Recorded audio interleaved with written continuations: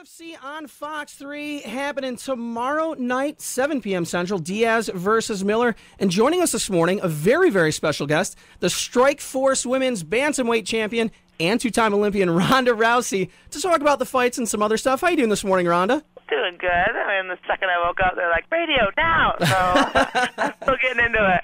Pre-coffee. That's never the thing you want to hear first thing in the morning, right? No, I was expecting it. Before we get into the serious stuff, I have to ask you about The Ultimate Fighter last week. It was, according to my friends, my coworkers, we all kind of agreed that in the history of The Ultimate Fighter, it was probably one of the most entertaining episodes we'd seen, but it was kind of also one of the most awkward moments in TV history. You were the first woman ever inside the TUF house, and it just seemed like everybody was put off. Like, they were kind of glancing at you like they were standing against the wall at the 8th grade dance, not sure if they should, ask the girl to dance or whatever. Was it really that awkward, or did they just play it up on TV? Was that creative editing? No, it was totally actually like that. And they left a lot of things out. After I was done training with Dominic's team, I went to the locker room to change, and Uriah's team was coming in, and they didn't know that I was there. Like, Dominic's team had the warning, and he gave them the talking to. And when I came out from the locker room, I passed by all Uriah's guys, and they've been in seclusion for weeks. So that my title fight and all that stuff happened after they were already out. So a lot of these guys didn't know me, so I'm walking out, and they're like, "Hey," I was like, "Oh God," And then by the time I got to the house later that night, I guess someone filled them in on who I was, because they acted totally different when I got to the house. No one would even barely talk to me at all. That's hilarious. They missed the part where every single person was sitting everywhere in the room except for the couch. There was a while where I was the only one on the couch. And then I think Uriah at one point was, I'll sit next to her, guys. Like, he was trying to be all cool, and I wasn't paying attention, and he tried to walk around me, and he tripped over my heel and fell on the couch. There were a whole bunch of things that they just didn't have time to put in there. It was great. Oh, that would have been awesome. Now, we've got the fights this weekend. Diaz versus Miller, the main event on UFC on Fox 3. Diaz brothers, obviously very, very close friends with you. In real life, or personally, off camera and out of the cage, are they just as brash off camera, or are they really cool to be around? They're so super cool to be around, and they're the most chill and relaxed people ever.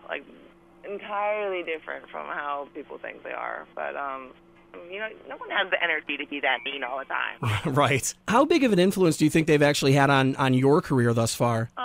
Just before I even met them, I was always a big, huge Diaz fan. I was kind of inspired by them, and I always thought that the way that they found to market themselves and build a fan base was so it seemed unique, and I just kind of drawed from that as well. But technique-wise and all that stuff, it's just really cool to be able to brainstorm and stuff with other fighters, because MMA is such a young sport that the fighters themselves have more MMA experience than their own coaches, because their coaches are all from different disciplines, and that'll change over the next few years. But for now, if we want to innovate and come up with new things, we've got to work with each other.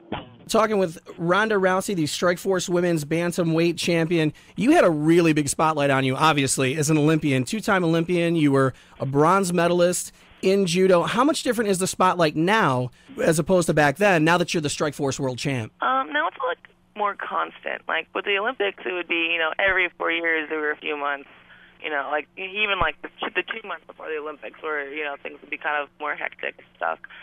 But, I don't know if it's really sunk in for me yet, I think I'm kind of mentally treating this all like it's a phase. And I never got recognized anywhere, from Judo. Rarely. So, now it's kind of weird that I'll go to Starbucks and, somebody will be like, "Hey, you're that chick." I'm like, "Oh, no, I should have not left the house with my boxers and a bunny slipper." I can imagine that'd be pretty weird, yeah. Gina Carano, for a long time, was called the face of women's MMA, really did a lot to help put the sport on the map. You seem to have taken that role over pretty well. You've testified in front of the California State Athletic Commission recently. You've been on TV, radio interviews, obviously. Do you see yourself crossing over into movies like she did, or are you more focused on your fighting career right now? If it would happen in the future, I would like to let it happen organically. It's not something that I'm out to pursue at this moment. Mm-hmm. And, also, I don't know, man, MMA fighters, movies, it just seems like a death sentence, It's you're 6 months of shooting and 6 months of promoting. That's a year off. And I would like to accomplish, everything that I want to do in MMA before I really commit myself to doing the movies thing, because I want to do things all out, and I want to do things well, and I don't think I could do both at the same time to the best of my ability. Any word on when you're going to defend your title next? I'm being told, late summer-ish, but, I don't believe anything until I sign it. Right on.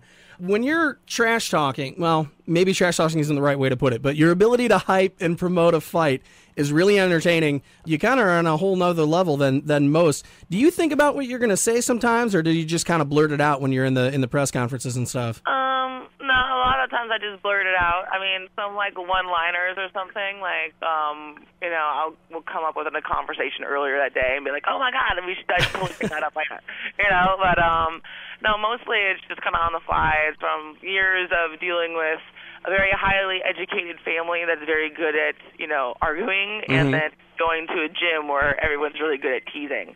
So it's kind of like a hybrid between the two, where it's not really a thought-out process. It's just like the way I talk. Is your manager or lawyer ever standing off to the side or in the back of the room going, "No, don't say that, stop"?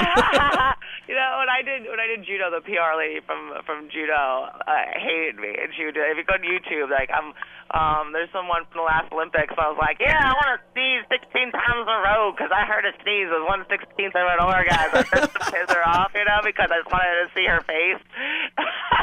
And but now everyone's just kind of like, all right, Ronda, just don't piss anyone off too bad. Just do it. With MMA, they're a lot more chill than with the Olympics, because the Olympics has this Miss America apple pie image, and MMA is a little bit more. If your boss is dropping F-bombs every other minute, you can get away with one. I suppose you can. All right, Ronda, call your shot tomorrow night, UFC on Fox 3, Diaz versus Miller. What are your predictions for the fight? Diaz, hello. Are you kidding me?